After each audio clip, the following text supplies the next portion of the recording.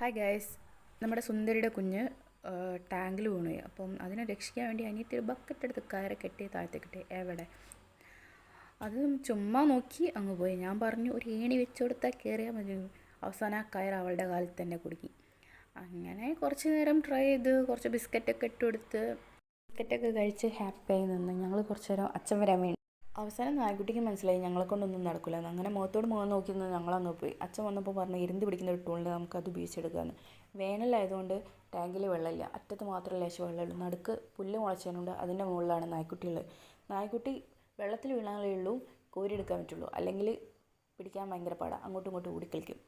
അങ്ങനെ അച്ഛൻ വെള്ളത്തിൽ വീഴ്ത്താൻ വേണ്ടി ആദ്യം കുറച്ച് ശ്രമിച്ചു, വന്നില്ല. അങ്ങനെ കുറച്ച് നേരം ഓടിച്ചു നോക്കി, അത് അവിടെ നിന്ന് വട്ടം ചുറ്റി കളിക്കാന്നല്ലാണ്ട് ടാങ്കിലേക്ക് വീണില്ല. അങ്ങനെ അവസാനം തട്ടിയിട്ട് വെള്ളത്തിൽ വീഴ്ത്തി അതിനെ കോരിയെടുത്ത് പുറത്തേക്ക് ഇട്ടു.